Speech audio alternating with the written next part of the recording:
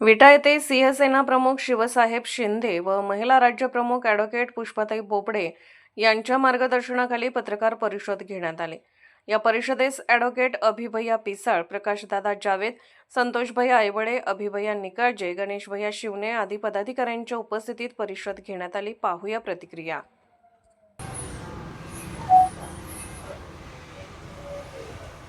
जय महाराष्ट्र। आज पत्रकार परिषद घेण्याचं कारण म्हणजे गेल्या अनेक दिवसांमध्ये आपण सर्व पत्रकार बांधव पाहत असाल की विटा शहरामध्ये डंपरच्या माध्यमातून माणसे मारण्याची मालिका सुरू झाली आहे। गेल्या 5-6 महिन्यापूर्वी छत्रपती शिवाजी महाराज चौकामध्ये आपल्याला माहित असेल, एका मावशींना त्या डंपरने अक्षरशः एखाद्या प्राण्याला मारावं त्या पद्धतीनं त्या मावशींचा त्या डंपरने, त्या डंपर चालकाने, त्या डंपरच्या मालकाने बळी घेतला। त्यानंतर गेल्या महिन्यामध्ये 22 तारखेला तोच मालक, तोच चालक आणि तोच डंपर त्यांनी विटा शहरामध्ये आपले जे पोस्टमन होते नागेवाडीचे, त्यांचा बळी घेतला। म्हणजे नक्की चालू काय आहे विटा शहरामध्ये व तालुक्यामध्ये हा प्रश्न पडतो। आता आपल्या तालुक्यामध्ये एवढ्या मोठ्या प्रमाणात ते डंपरची वाहतूक चालू आहे आणि ती डंपरची वाहतूक कशासाठी चालू आहे?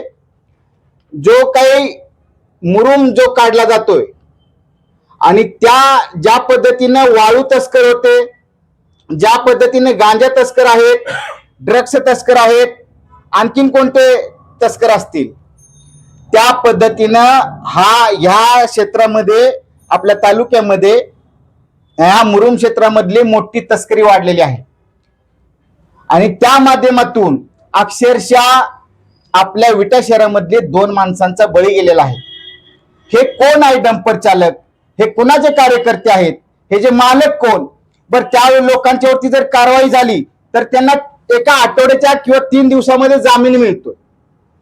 म्हणजे खऱ्या अर्थानं आपल्याला सर्वांना पत्रकार बांधवांना मला सांगायचं आहे, ह्या लोकांनी काय परवाना काढलाय का माणसं मारण्याचा? चौकामध्ये आले तर यांची वाहनं शिस्तीत चालत नाहीत। अक्षरशः कुठं तर बाहेर रस्त्याला महामार्गावरती ज्या पद्धतीने आपण वाहनं पळवतो त्या पद्धतीने नालायक मंडळी वाहने पळवत आहेत।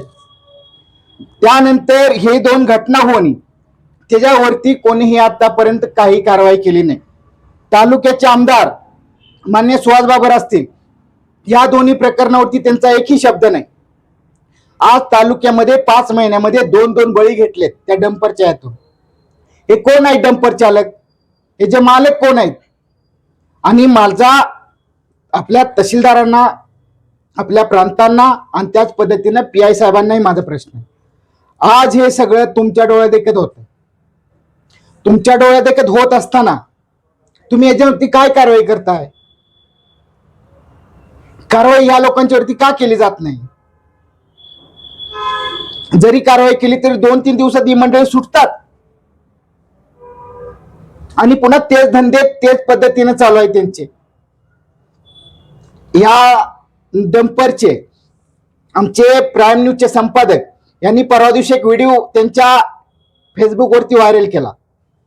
एक डंपर आहे, त्या डंपरला कोणताही नंबर नाही। तो कोणाचा डंपर आहे? तो डंपर जर इतर कोणाला जर पुन्हा तोच अपघात झाला तर तो डंपर ओळखायचा कसा? त्या डंपरच्या मालकाला पकडायचा कसा? त्यामुळे आमची PI नाही विनंती आहे की आपण या प्रकरणाकडे गांभीर्याने लक्ष द्या। जे डंपर चालक आहे, ते डंपरचे मालक आहे, त्या सर्वांच्यावरती कारवाई झाली पाहिजे। एकूण आपल्या तालुक्यामध्ये डंपर किती आहेत? त्याचे मालक कोण आहेत? जे चालक आहेत त्यांचे परवाना आहे का? या सगळ्या गोष्टीवर त्यांनी तातडीने बैठक घेऊन या सगळ्या डंपर मालकांना बोलून घ्यायला हवं, त्यांच्यावरती कारवाई करायला हवी, हे मला आपल्या तालुक्यांच्या PI सांगायचं आहे। 15 दिवसामध्ये जर तुम्ही या लोकांच्यावरती जर कारवाई केली नाही तर 16व्या-17व्या दिवशी तहसील कार्यालयाच्या बाहेर सिंहसेना बेमुदत आंदोलन करेल। एवढंच सांगतो. जय हिंद, जय महाराष्ट्र. जय जिजाऊ जय शिवराय. आज ही पत्रकार परिषद या गोष्टीकडे लक्ष वेधण्यासाठी आहे की जी आपल्या तालुक्यात प्रामुख्याने विट्या शहरामध्ये डंपर अपघाताची जी मालिका चालू आहे त्याच्याकडं राजकीय लोकांचा असू द्या, प्रशासनाचा असू द्या, लक्ष वेधण्यासाठी ही लक्षवेधी पत्रकार परिषद आज इथं आयोजित केलेली आहे. या माध्यमातून शिवसेनेला एवढंच सांगायचं आहे की ही जी अपघाताची शृंखला आहे आणि ज्या लोकांचा इथं बळी जातो, ज्या लोकांचा इथं जीव घेतला जातो, जीव जातोय, त्या लोकांच्या कुटुंबाची अवस्था काय होत असेल, कोणाच्या घरातला करता जातो, कोणाचा आधार जात असतो. आणि आज बघायला गेलं तर आपल्या तालुक्याचे जे नेते मंडळी आहेत किंवा प्रस्थापित आहेत, कोण विरोधी पक्षाच्या बाकड्यावर बसला असेल, आज ही सर्व लोक आपापले उमेदवार निवडून आणायच्यात व्यस्त झालेले आहेत. त्यांनी जाऊन बघितलं का हो त्या माणसाच्या घरी ऍक्सिडेंट झाला, त्या माणसाची घरची काय अवस्था आहे किंवा त्या माणसाचा अपराधी कोण आहे त्याच्याबद्दल काय विचारपूस केली किंवा कुठं पोलीस स्टेशनला त्याची चौकशी केली, असं कुठल्याही प्रकारे घडलं जात नाही. आज विचार करा तुम्ही, एखाद्या माणसावर जर अत्याचार झाला तर त्यानं जाऊन ठाण मांडून बसायचं का, ओरडून सांगायचं का माझ्यावर अत्याचार झालाय आणि तुम्ही माझ्याकडे लक्ष द्या. आज तुम्ही जेव्हा मतं मागायला जाता, मतदानाच्या काळात तुम्ही ज्यावेळेस लोकांचे पाय धरता, तसंच तुम्ही ज्यावेळेस लोकांच्या काही अडचणी असतात, लोकांच्या काही समस्या असतात, लोकांवर काही संकट येतात, त्यावेळेस त्या लोकांकडे का जात नाही, हा माझा निक्षूळ सवाल आहे या लोकांना. आज विचार करा तुम्ही, या डंपरवाल्यांना काही सर्टिफिकेट दिलंय का हो? तुम्ही जावा आणि अपघात करा आणि तुम्हाला तिसऱ्या दिवशी जामीन आहे. आज कायद्याच्या दृष्टिकोनातून जर बघितलं तर बेलेबल ऑफेन्स आहे, ठीक आहे, पण कुठल्या पार्श्वभूमीवर?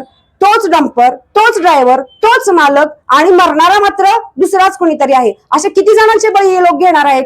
मग त्यावेळेस मला खरंच निक्षून विचारणं आहे ट्रॅफिक पोलिसांना सुद्धा की ज्या वेळेस तोच डंपर आणि तोच ड्रायव्हर पुन्हा त्याच रस्त्याने प्रवास करत असतो त्यावेळेस तुमचं लक्ष कुठं असतं? ज्या ड्रायव्हरच्या हातून 2-4 महिन्यापूर्वी एखाद्या महिलेचा बळी घेतला जातो, अपघात म्हणता येणार नाही कारण ती जर सिच्युएशन बघितलं तर मागणून येऊन तिने धडक दिलेली आहे आणि त्या धडकेत ती मागल्या चाकाखाली आली. आणि आता दुसरा घडलेला अपघातही अगदी सेम टू सेम त्याच प्रकारे घडलेला आहे. मागणं येऊन धडक देऊन परत ते मागल्या चाकाखाली जाऊन अक्षरशः त्या लोकांचा चुराडा झालेला आहे. आणि असं असताना मग ट्रॅफिक पोलिसांचं लक्ष कुठं आहे? का जाणून बुजून कानाडोळा केला जातोय का? या डंपरचे मालक कोण आहेत? मग यांच्याकडे जाणून बुजून दुर्लक्ष केलं जाते का? आणि असं जाणून बुजून दुर्लक्ष करत असताना ह्या ज्या लोकांचा बळी जातो त्याला जबाबदार कोण? आज हा आमचा ठासून प्रश्न आहे. आज प्रांत साहेब असतील, तहसीलदार साहेब असतील, तुम्ही तिथं फक्त मग बसून तुमच्याकडे सुई पडली तर तुमच्यापर्यंत पोहोचत असते घटना. मग ट्रॅफिक मध्ये तोच ड्रायव्हर पुन्हा ती गाडी चालवत असताना बऱ्याच डंपरला डबल ब्रेक नसत्या, तो कुठेतरी एखाद्याला उडून जर पळून गेला तर तुम्ही कुणाला धरणार आहे? तो मी नव्हेच, मग कुणाला धरणार आहे? आज तिसऱ्या दिवशी त्याला टेबल जामीन मिळतो, पण ज्यावेळेस तो जामीन मिळत असताना त्याची मागली पार्श्वभूमी बघितली पाहिजे. ज्यावेळेस तो पहिला अपघात करतो त्यानंतर त्याला लगेच परमिशन कोण देतं डंपर चालवायला? आणि परत त्याच माणसाकडे परत तसाच अपघात घडतो. म्हणजे हे किती दुर्दैवी आहे. एखादा व्यक्ती खोकार गुन्हेगार असेल आणि हे आम्हाला माहित आहे तरी पण आम्ही त्याला जामीन देतो आणि जा बाबा अजून एखाद्याला मारून ये, हा असाच प्रकार झाला. आज एखाद्या घरातला माणूस जर एखाद्या अपघाताला बळी ठरत असेल तर त्यांची मानसिक खच्चीकरण झालेलं असतं, आर्थिक खच्चीकरण झालेलं असतं. अशी लोक आवाज उठवू शकत नाहीत. अशा वेळेस मग या प्रस्थापितांनी, आमदार म्हणवणाऱ्यांनी तिथं जावं, त्यांना विचारावं, तुम्ही जर अशा प्रकारची गुन्हेगार प्रवृत्ती फोफवत असणार असाल तर आज सामान्य माणसाचं जगणं मुश्किल केलं आहे. तुम्ही आज फक्त आणि फक्त राजकारण करण्यासाठीच राजकारण करताय. इथं कुठल्याही गोष्टी सामान्य लोकांना रिलीफ मिळत नाही. सामान्य लोकांचा कुठेही विचार केला जात नाही. नुसतं तुम्ही स्वतःच्या उमेदवारी कशी निवडून येतील आणि स्वतःचं राजकारणाची पोळी कशी भाजली जाईल एवढ्याकडेच लक्ष देतात. आज समाजात इतके भयानक प्रश्न इथं उपस्थित असताना, इतका मोठा प्रश्न ऐरवून असताना, माणसाची जिव्हाळ मरणाच्या खेळाची तुम्ही खेळत असताना, तुम्ही जर त्या घरी जाऊन त्यांना विचारणार सुद्धा नसाल की बाबा तुमचं काय झालंय, तुमची आर्थिक परिस्थिती काय आहे, त्यांना नुकसान भरपाई मिळाली का, त्यांना आपण कुठून देऊ शकतो का, त्यांच्या आज कुटुंबाचा कणा ढासळलेला आहे, हे सगळं असत असताना ते जे डंपर कोणाचे आहेत, त्यांचं परमिशन आहे का, त्या ड्रायव्हरला परत परमिशन कशी मिळाली, या सगळ्याची चौकशी आज प्रशासनाकडून आणि प्रतिनिधीकडून, लोकप्रतिनिधीकडून सुद्धा झाली पाहिजे. आणि ती जर नाही झाली तर जसं साहेबांनी सांगितलं त्या पद्धतीनं आम्ही आमच्या शिवसेनेच्या मार्गानं ते काम करणारच आहोत. याची दखल प्रशासनाने घ्यावी एवढं सांगते आणि थांबते. जय हिंद, जय महाराष्ट्र.